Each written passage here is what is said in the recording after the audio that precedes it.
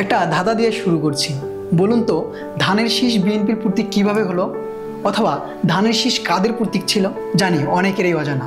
চলুন আজকে জানবো ধানের শীষ বিএনপির প্রতীক কিভাবে হয়েছে। বাংলাদেশ জাতীয়তাবাদী দল বিএনপি বাংলাদেশের অন্যতম প্রধান রাজনৈতিক দল। সাবেক রাষ্ট্রপতি জিয়াউর রহমানের জনপ্রিয়তার উপর ভর করে 1978 সালে দলটি প্রতিষ্ঠিত হয়। প্রতিষ্ঠার পর গত প্রায় 2 দশকে দলটিকে নানা চ্যালেঞ্জের মুখোমুখি হতে হয়েছে।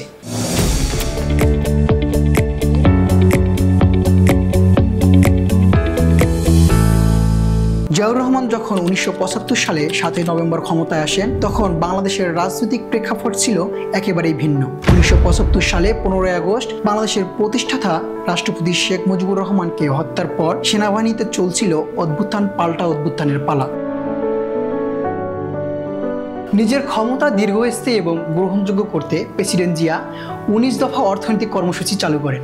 সমস্যা দেখা দিল এটি বাস্তবায়ন করতে গিয়ে, কেননা রাজনৈতিক দল ছাড়া তৃণমূল পর্যায়ে এই কর্মসূচি বাস্তবায়ন ছিল প্রায় অসম্ভব। আর তাই তিনি একটি রাজনৈতিক দল গঠন করার ইচ্ছে পোষণ করলেন।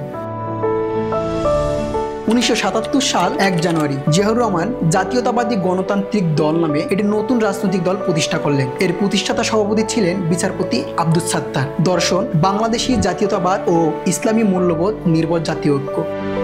চাক দল সরাসরি কোনো নির্বাচনে অংশগ্রহণ করেননি।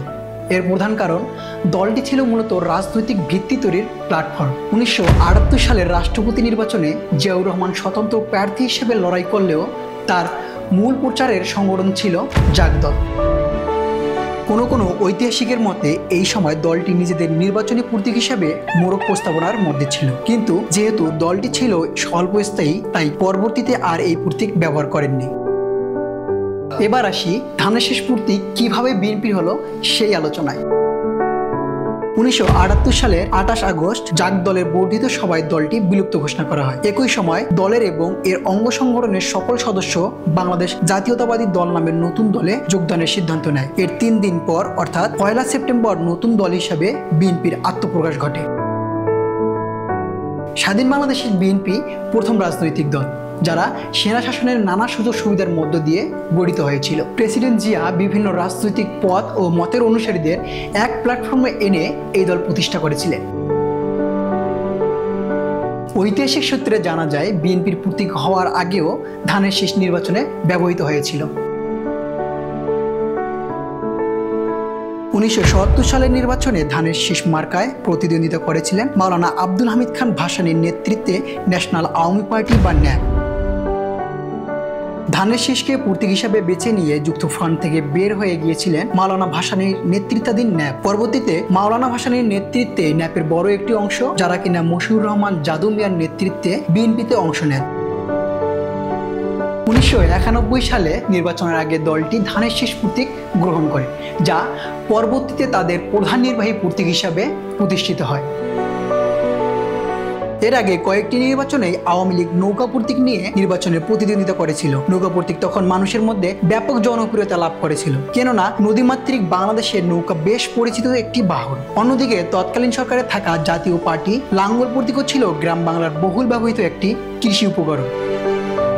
নির্বাচনের সেই কৌশল থেকে বিএনপির নীতি নির্ধারকরা এমন একটি প্রতীক বেছে নিতে উদ্যোগী হন, যেটা সাধারণ মানুষের কাছে বেশ পরিচিত এবং যেখানে সাধারণ মানুষের আবেগ থাকবে।